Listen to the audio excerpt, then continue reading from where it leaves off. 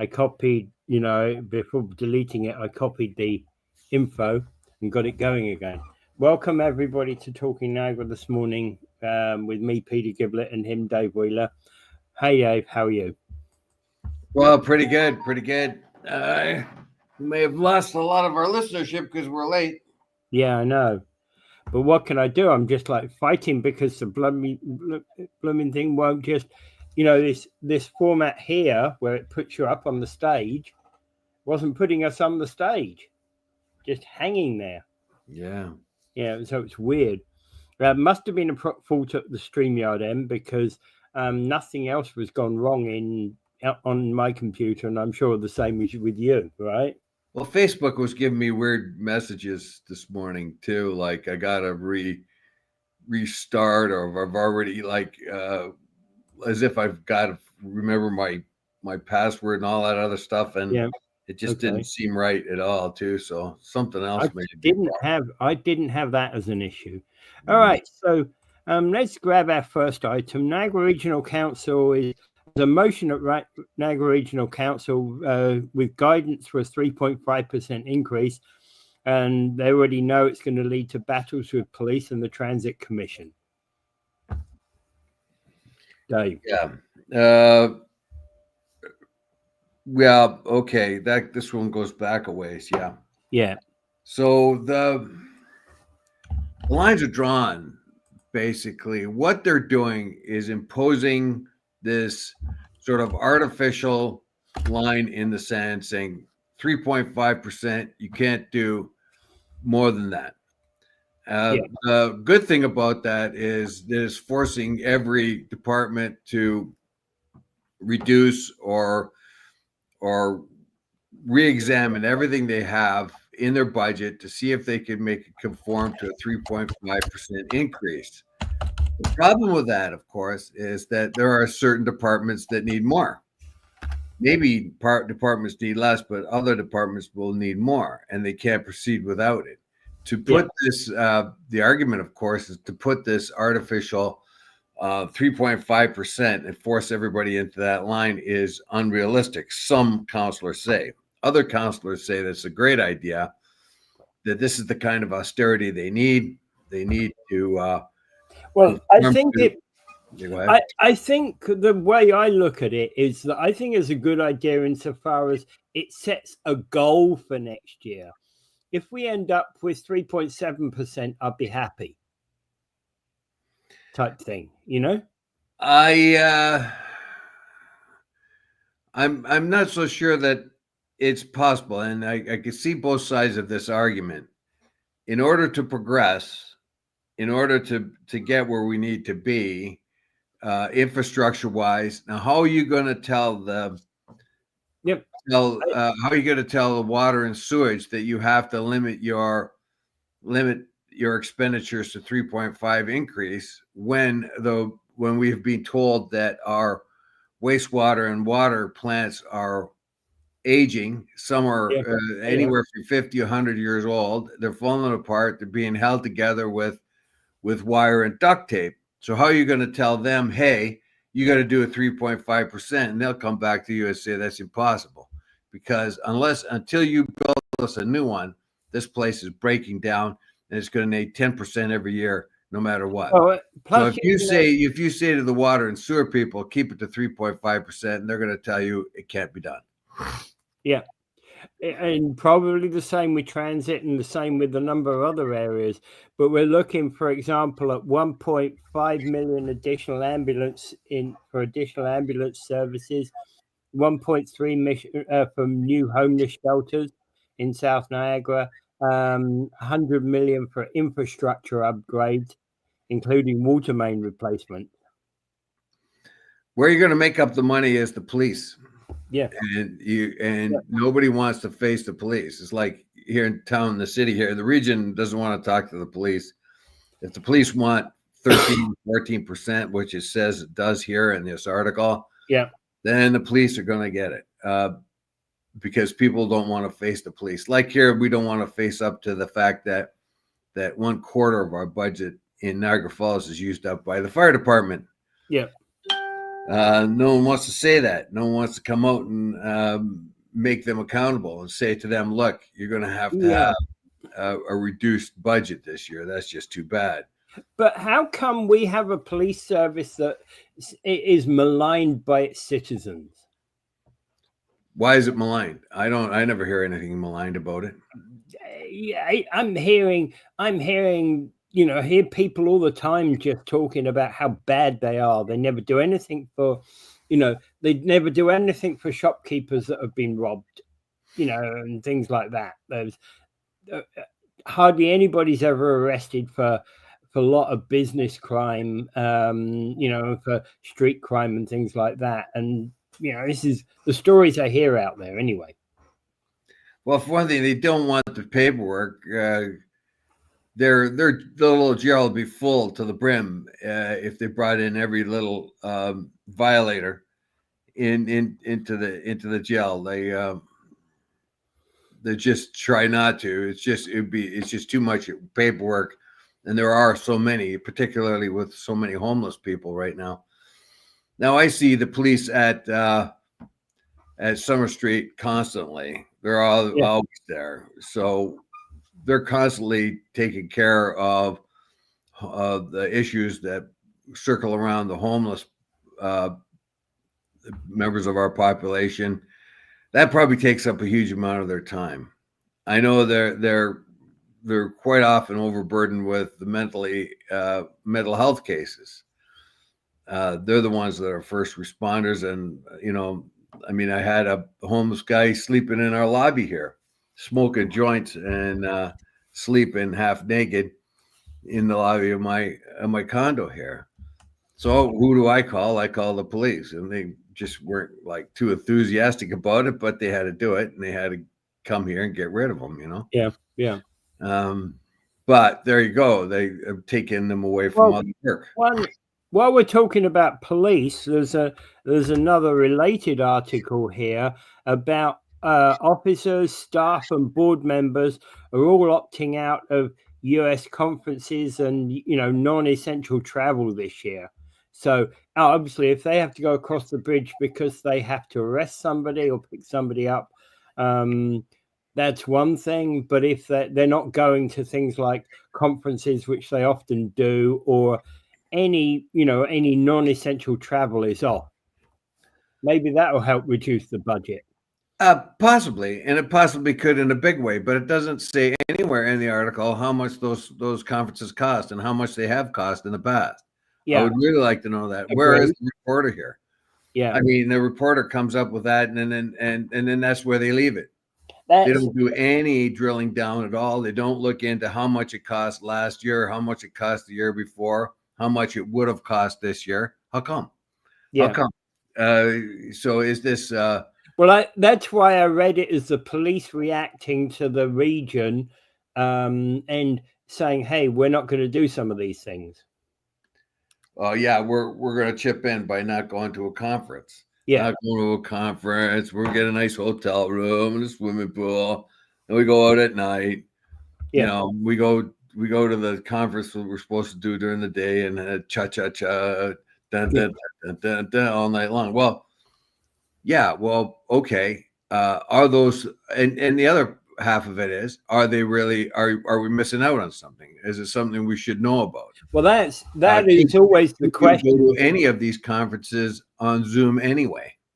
Yeah, and that often is the question. You're right with the Zoom question part of it, right? Because many of these conferences, people go there and they learn things. Police officers go to conferences, they learn things from other police officers. That's for sure. I would say you miss out a lot on Zoom stuff, because when you go to a place, there's networking, there's seeing people you've never met, seeing people you know from before, and the like. You don't get that on Zoom. Well, maybe, but is it fluff? Do we really need it? How much does it cost? So I like to know absolutely.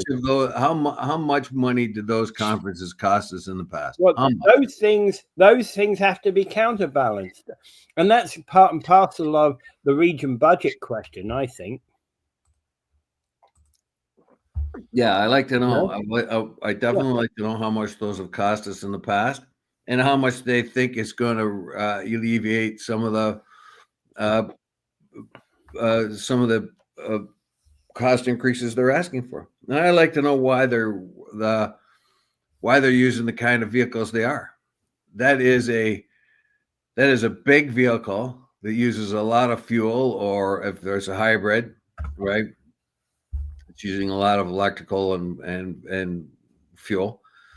Do we need anything that big? Why do we have to have such big, huge police vehicles?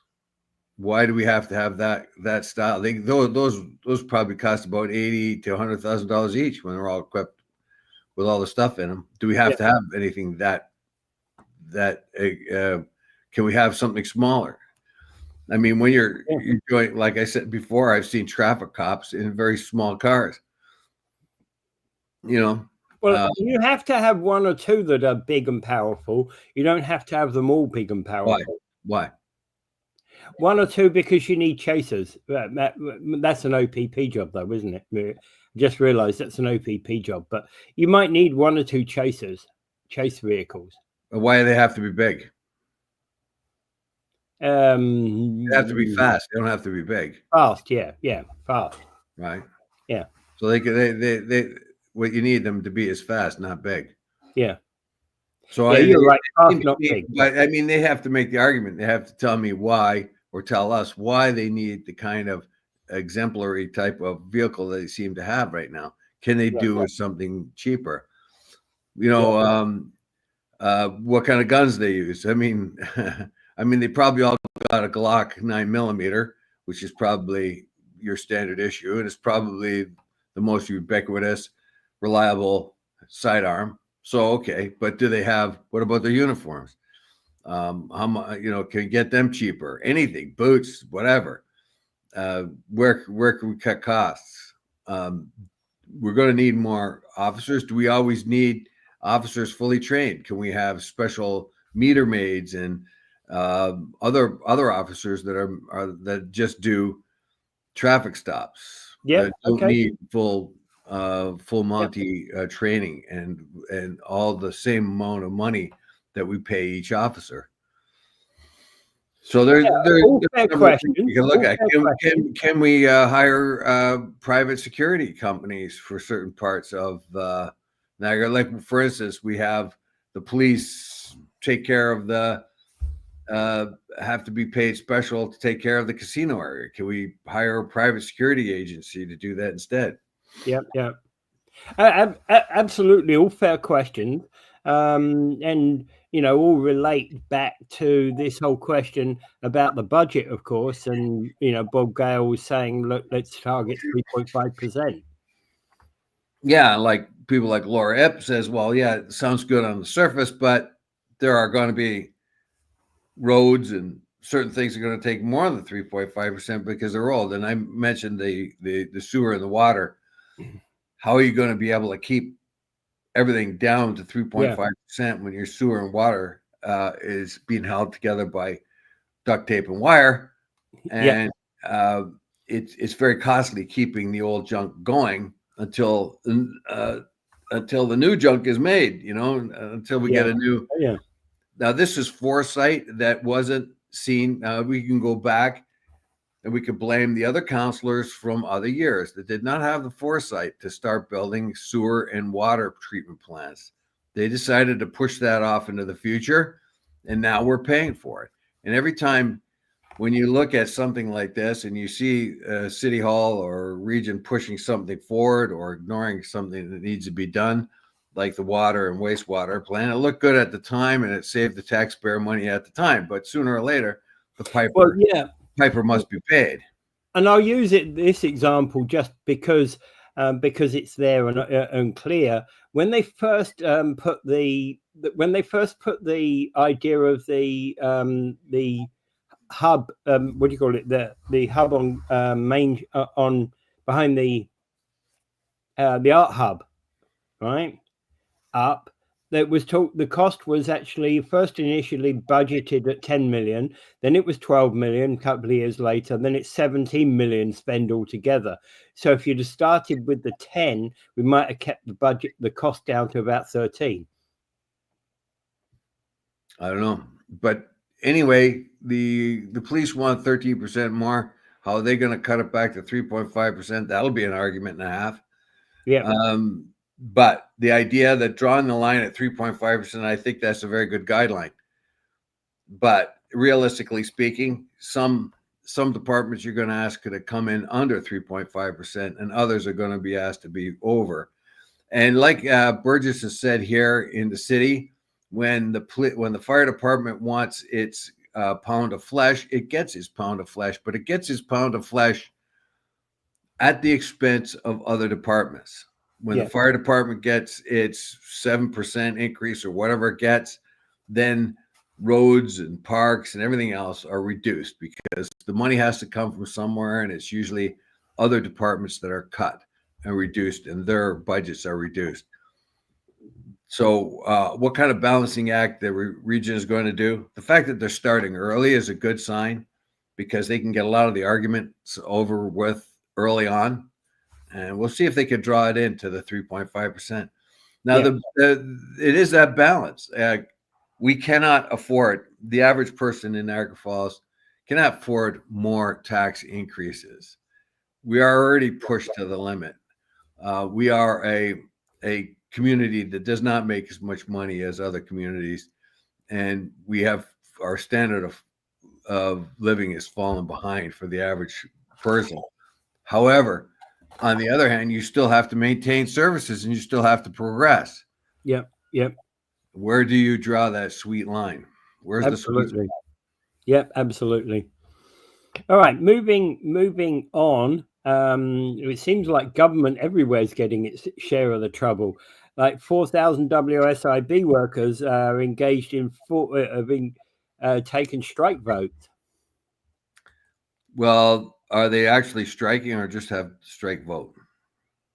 Well, they're saying, that's a good question, because they're saying about 4,000 employees at WSIB are now engaged in a full strike after starting rolling strike action. The union is now confirmed with CTV News. So, Coopy Local 1750 have been on picket lines since last Thursday.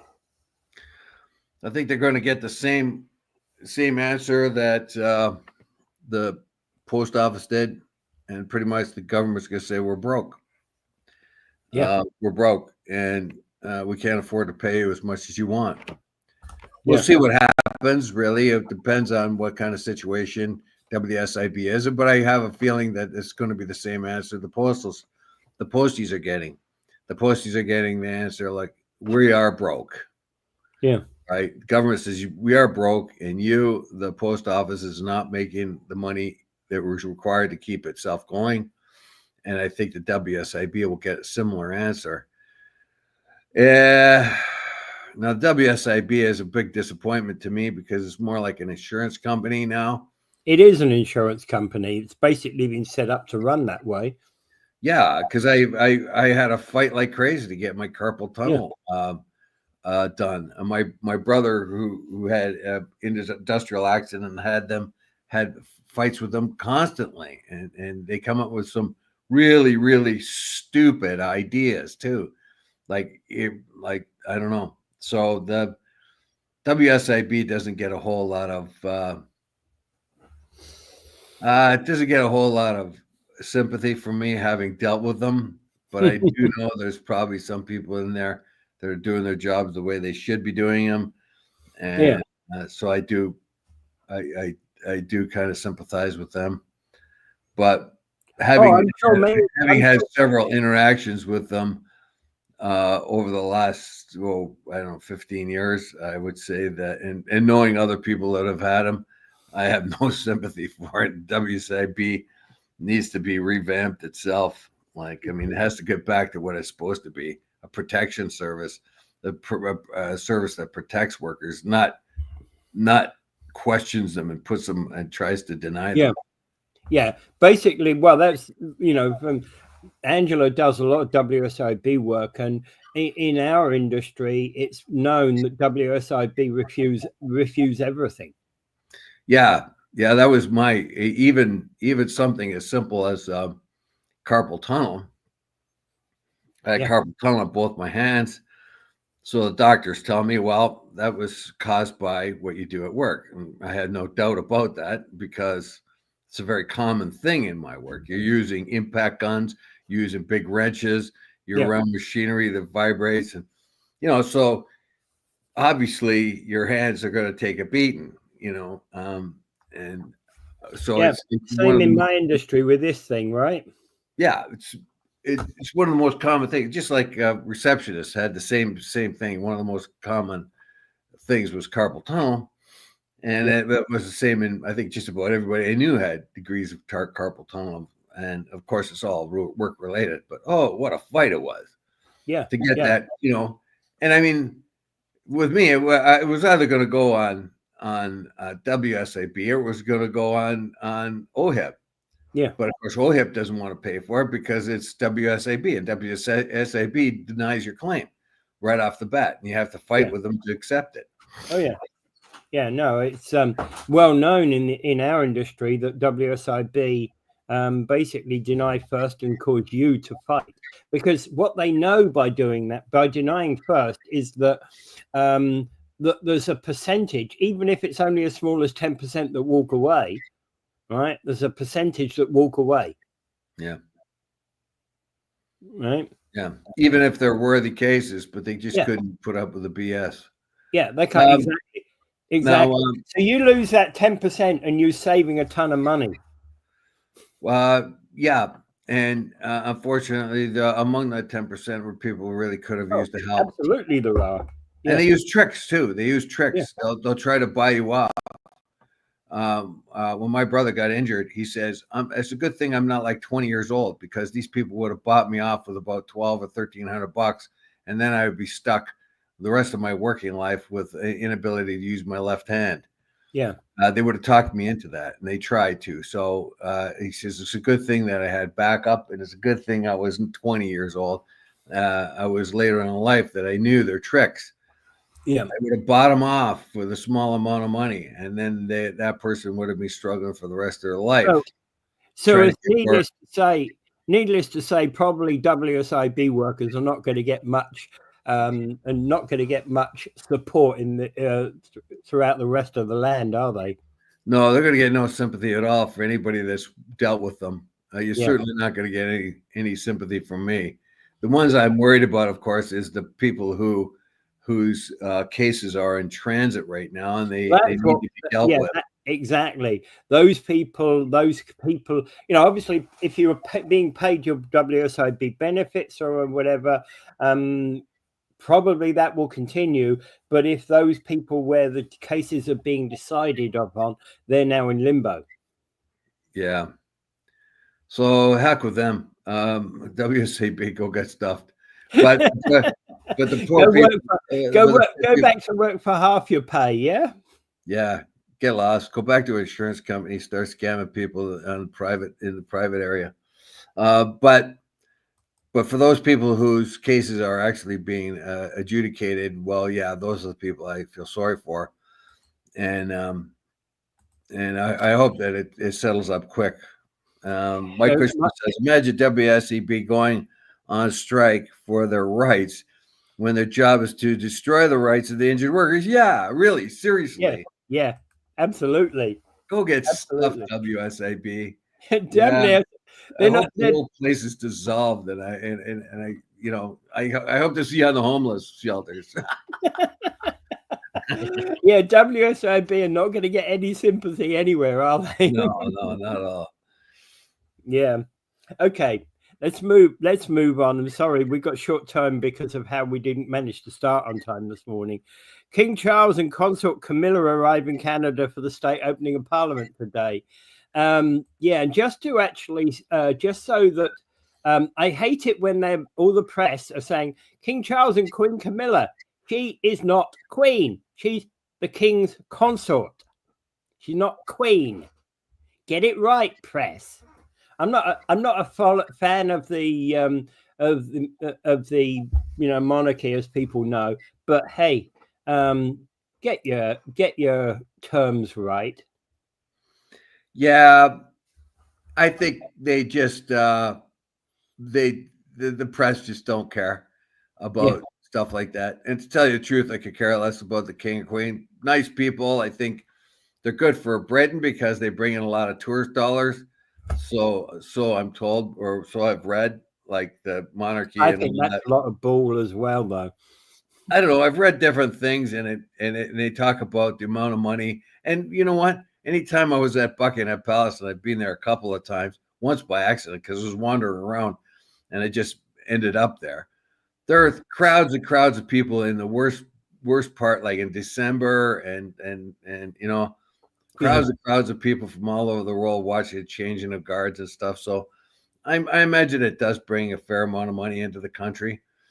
But I've been past Buckingham Palace hundreds of times, if not thousands of times, just through the routes I go through London, right? I've only ever seen the changing of the guards once, and that was because I turned up at the wrong time, went, oops, wrong direction, stuck here now, sit for an hour and a half.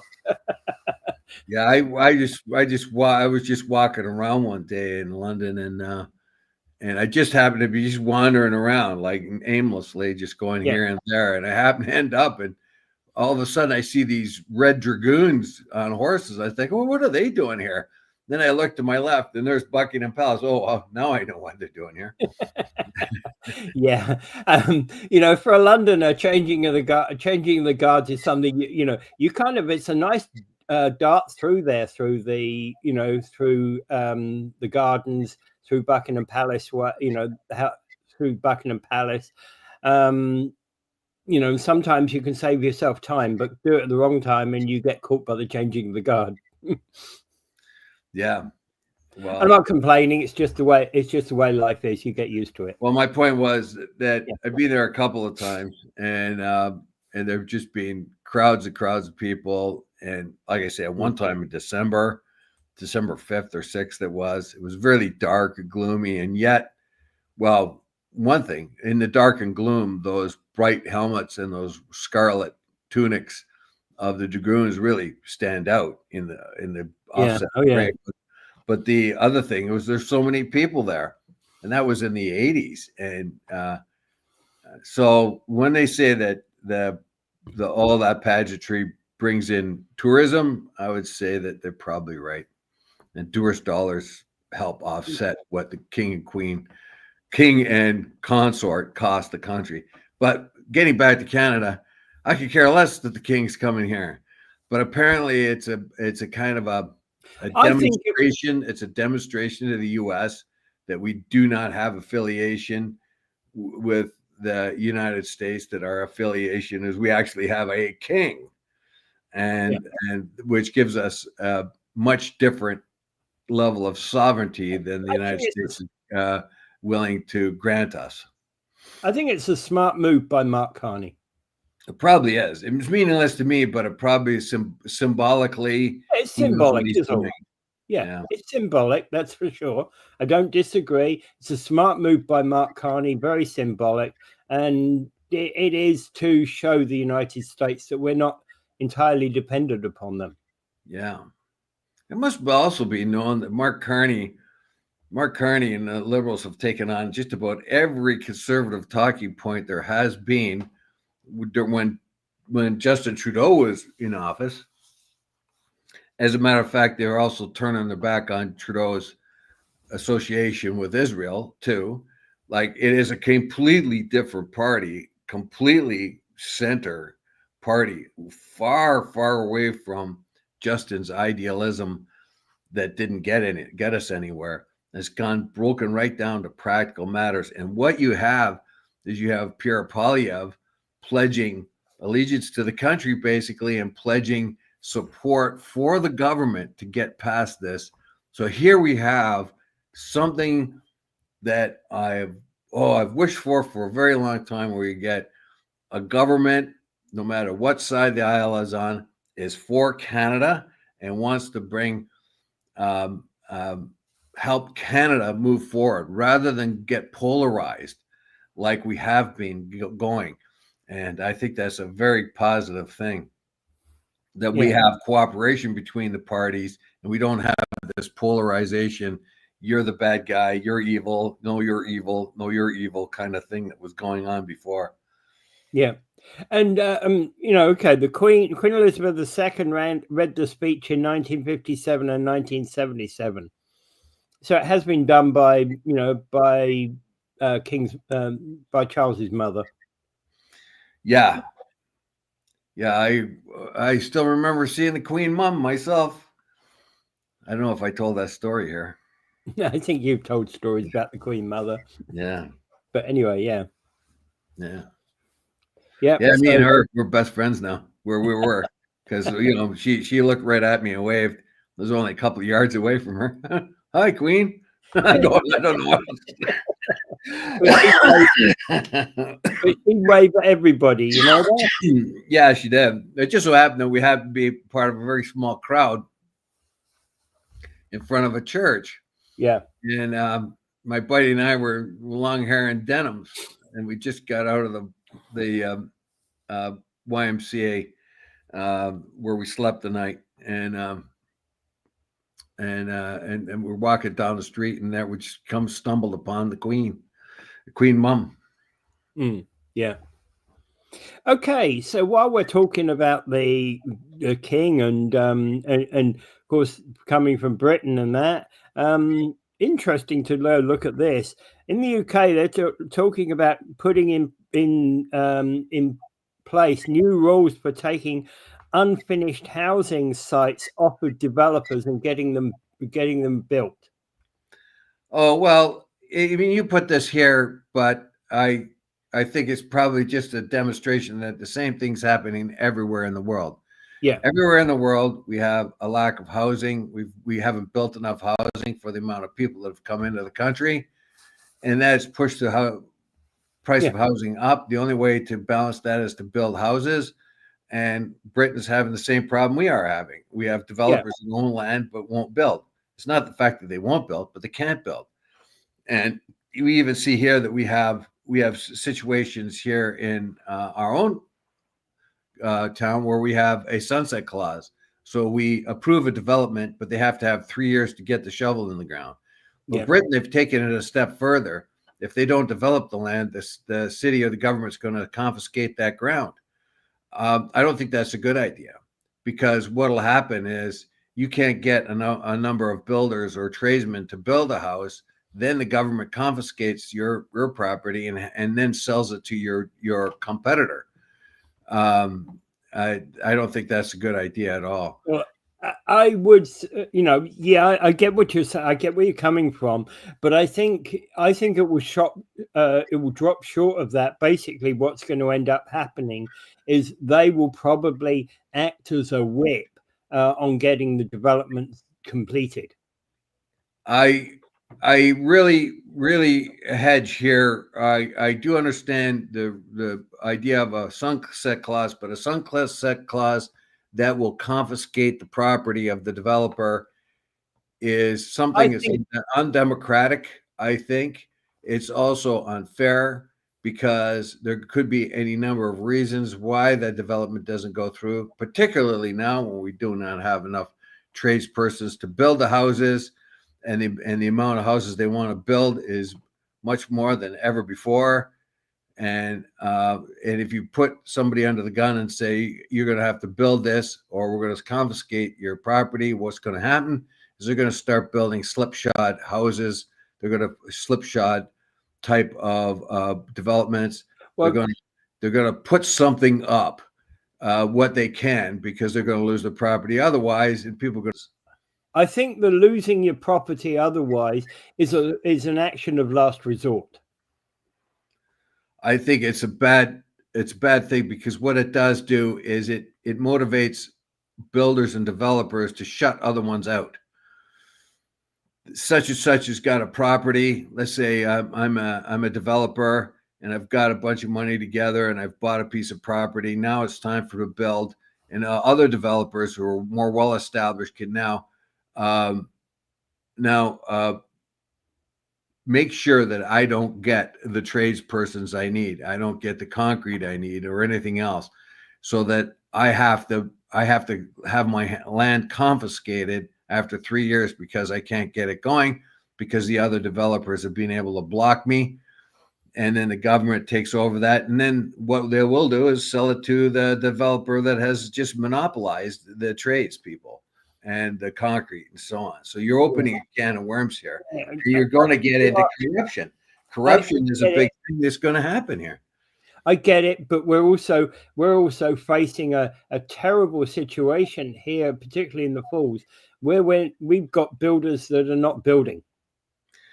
Well, here the stick is you develop in 3 years. You have a sunset clause of 3 years before you get a shovel in the ground.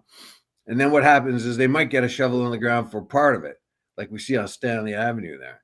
Yeah, you know, that thing that just sort of is half built or partly built. So the real reason here is, look, you're gonna have to in Niagara Falls, like, you got a sunset clause, and if you don't build by that time, you'll probably get 1 year reprieve. And then what they'll do is they'll remove your right to develop, and you'll have to start all over again, which will force some developers to sell their land because they can't develop it. Yeah, and they'll sell it to somebody else that may have more of a wherewithal to develop it. But what you might end up doing is they'll sell the land to somebody else. They'll propose something, then they'll get a 3-year stay and a 1 year reprieve after that. So we may not, although there is the carrot and the stick may not be as effective as we think it is. Yeah, and that's part of the problem that we face, is that whichever way you deal with it, it's about effectiveness at getting things built. Yeah. Mm-hmm. Yeah, and that's what we're missing here, right? Yeah.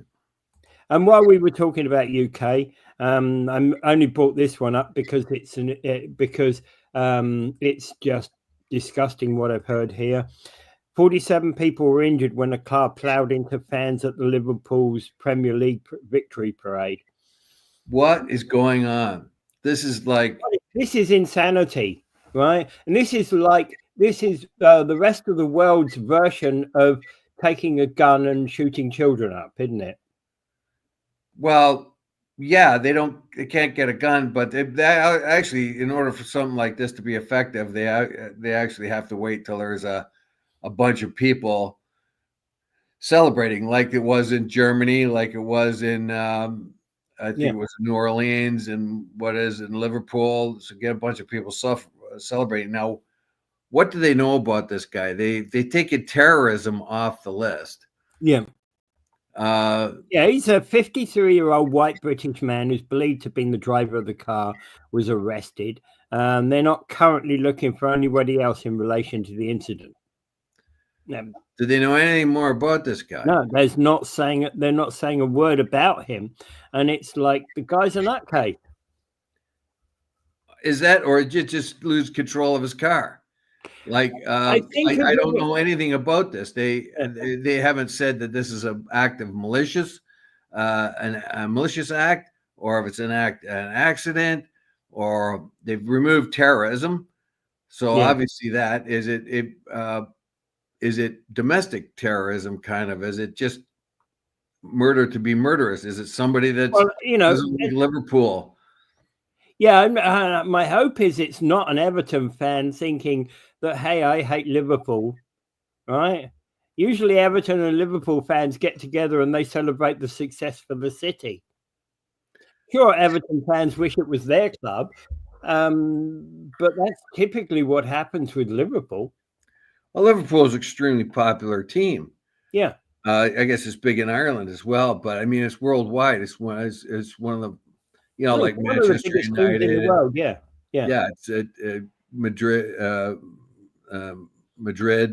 too. Like all these big teams around the world are very popular. They're followed.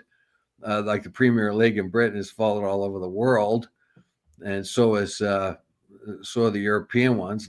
So these are very, very important to soccer fans. Yeah. Now, why in earth did somebody do this? And there is no explanation. That's what bothers me the most. Like, who is this guy and why did he? And that's the point. That whole question about just getting that he's a 53-year-old white British man. Well, yeah, we want more, don't we? We need to know more. That could be even totally misleading because they said white British man. Yeah. Why would they say that? In order to tell us that he's likely not a Islamic terrorist or Islamic terrorist or foreign or some he could be a white supremacist. He could be the Ku Klux Klan. He could be just nuts. He I don't know. He might be a Nazi. He might be a FIFA Antifa guy. Who knows? Yeah. FIFA, not FIFA, Antifa. Antifa. FIFA Antifa. Yeah. And we don't really know. And of course, Prime Minister Keir Starmer is basically thanking the police and emergency service for their swift action. Which so far, nobody has died, but there's been I think 4 children, and they were at least a couple of them are severely injured. So there are some there that are severely injured, and hope that they will pull through. Particularly the children. There's been children hit on this. It's really tragic that anybody died, but if or get hurt. Honestly, really, anyone young. Geez, I mean. Honestly, a cup winning or a league winning parade is important to the city. In places like Liverpool, they're a successful club, a big successful club, but it's important to the city to have these parades. It's tradition in England. Yeah, and that's good. That's good. Like, people love to celebrate their soccer team, pride in their town. Our hockey team. One day in the distant future, we may have a parade in Toronto when the Leafs win the cup. That's the day that hell will freeze over, and for all those people that are all those souls down there that will be melting, we'll know because they'll be yelling, "Hey, turn up the heat because hell will froze over." But it could happen here. It happened in 1967. It may happen again in Toronto. But I tell you what, in Buffalo, they're celebrating because on Saturday night, last Saturday, the Bandits won their 3rd national championship in front of over 19,000 fans were at that game, and I was one of them. So, well, actually, you were talking about the NHL a little while ago. Basically, the Oilers, the sole Canadian team left in the series, are actually 2-1 up against the Dallas Stars. The Oilers are. Well, I don't know. every time the Dallas, well, one of the reasons why is because every time the Dallas Stars score a goal, they have to pay a tariff. And by the way, on the other game, Florida Panthers are up 3 games to 1 against the Hurricanes. Anyway, yeah. Well, Panthers are a strong club. Yeah, and the point being is that, hey, I came across this because everybody saw people sending their sympathy to the UK, and I thought, what the heck is going on in the UK? And it seems to me that what is happening here is vans and cars and vans are being used by lunatics in the way that guns are in the USA. Well, the one in Germany was a big surprise because the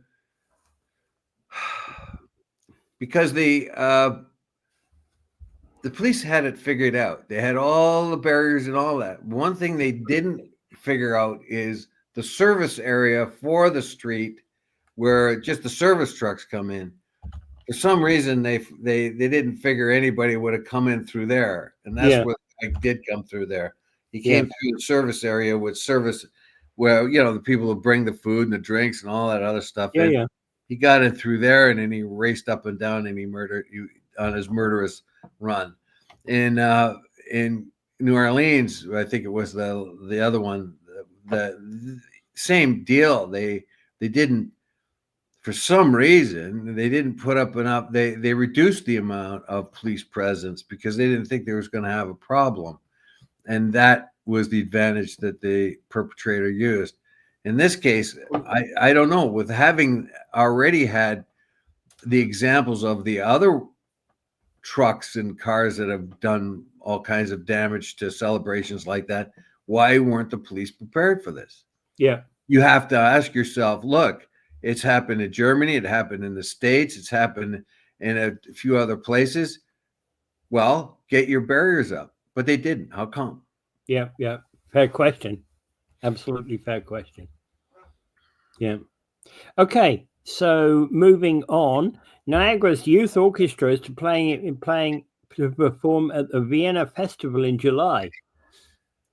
Yeah, I thought that was a little bit of good news. Basically, they're going to go for a celebration of Strauss in Vienna. Yeah. Now they're going from the Niagara Orchestra. Now they're not being invited because, just because they're being nice. They have to have some sort of chops in order to get invited. Oh, yeah. They're going to have to be able to play and play well. So this Niagara Youth Orchestra really must have something to it. And whoever is behind it, I got to tip my hat to them, because I'm very sure you just don't get an overall invitation. You have to show what you do. Yeah, you have to be pretty good at it. Yeah. That's for sure. Yeah. And it's basically Vienna, is a venue, Golden Hall of Music Verein, which is where this is going to be played. And so the city of Vienna is going to be holding a grand tribute to Johann Strauss's 200th birthday. Yeah, 200th birthday. And, I've been to Vienna. Vienna is a nice city, and Strauss is all over it. He's their number one guy, that's for sure, right? Now, here's one of these words that I wish people would stop using.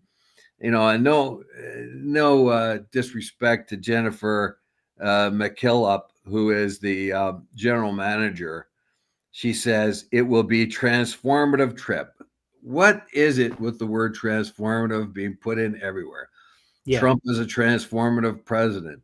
Carney is a transformative prime minister. Ukraine is a transformative war. Europe has transformative. Transformative is one of the words. You know what I mean? And I wish they'd just find a better word for it. But anyway, this is going to be good. It will be the only Canadian youth orchestra taking part in the Summa Cum Laude International Youth Music Festival from July 2nd to 9th. Boy, oh boy, you guys are going to have some fun. Yeah.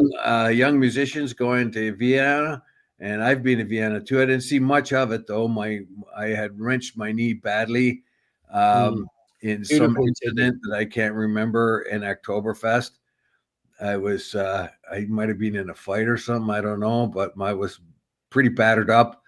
I don't even know how I got that way. And so when I was limping around in Vienna, and I couldn't see much of Vienna because I was in too much pain. But anyway, it's a beautiful city, absolutely beautiful city, I have to say, right? Yeah, I spent a couple of days going around Vienna. I loved it. Yeah. So and I lived it. The irony here is I lived in Munich at the time when I went to go to Vienna. Yeah. Well, anyway, with the trip costing about $5,000 per form, that's not bad. McKillop said that some fundraising is in order. Yeah, there's going to be some kids there that don't have a whole lot of money. As such, an upcoming 60th anniversary gala concert at Greg Fruin Theatrical Center on June 1st in Niagara Falls is important. The tickets will start at $35. So that's something you might want to hit on June 1st. But also, that's a Sunday. And I'd just like to say that the Kiwanis is having its convention here. The Eastern Canadian and Caribbean District of Kiwanis is having their convention here on Wednesday, Thursday, and Friday in town here. Over about 668 members from Eastern Canada and Caribbean. There'll be a lot of Caribbean people here for that. They're always a lot of fun. So I'm looking forward to that. Yeah. Okay. I think we can call it quits at this point. Okay. All right. We got a note from Gary we're hooking back to earlier on. Why do the cops need new guns every 2 or 3 years? All right. Certainly I understand that. Yet they can't buy body cams because they don't want to be accountable. 1.7 million new guns. Yeah. Talking about newer guns. Well, yeah, I get it that cops need guns, but they don't need new guns every year. No, they don't. No reason why a gun can't last 3 or 4 or 5 years. Oh my God. Really? Seriously? Yeah. They don't wear out if you don't use them. Yeah. I mean, you got to take them you got to keep your keep your skills up. So you go to the range every couple of months and shoot off a couple of clips just to make sure you clean your gun, and that's it. Make sure you know how to use it. Yeah. That's about all. Because how many times are you going to be using it in Canada? In the United States, you need a machine gun because you're going to use it every day if you're a cop. But up here, down there, somebody steals a bag of potato chips and they send the SWAT team in with bazookas. But up here, look at that one guy that killed 14 people in his van. He tried to get the cop to shoot him, and the cop wouldn't do it. He just walked over. Gary's saying something about you were wrong about Mike Strange. I don't think you'd mentioned Mike Strange. Was that yesterday when I was on Paul's show? Maybe. We were just talking about that. There's no, we're making no judgments on Paul on Mike Strange. We're talking about whether he will show up for the council meeting, having been charged as he was. Now he says he's innocent, and that Paul's show yesterday. Yeah. Okay. So I suggested that because he was he's innocent elected official and he hasn't been convicted of anything, that he should continue his work as an official, particularly when he claims he's innocent of the charges. And if he is convicted, then a decision must be made on his part whether to remove himself from council or whatever. But but until that time, and then Paul said that it may make the ladies on council a little bit uncomfortable. However, he hasn't been convicted of anything just yet. So where do you draw that line? There's two schools of thought on that one. Is that you continue on until you've been convicted, or you step down, proclaiming your innocence, and then prove your innocence and come back. Yeah, but in the meantime, I'm not sure which is best, and I'm not going to be critical of Mike Strange, Mike Strange at all. You'd have to forego your wages as well. Yeah. Until you're So it's a delicate thing here. Personally, I wouldn't know what to do if I was innocent. Let's say if I was innocent, I don't know if Strange is or not, but if I was innocent and I was in a situation like that, it'd be very difficult for me if I didn't come to work, it would look like an admission of guilt. If I Yeah. did come to work, it might be taken wrongly as well. So I don't know. It's all right. Got to get going I'm anyway. pretty unsure about. And if Gary says I'm wrong, Gary's probably right. All right. Got to get going anyway. I can't hang about this morning. Okay. All right. Without further ado, I bid you adieu. Thanks, everyone. Yeah. And don't forget Gaza. Yeah. Pray for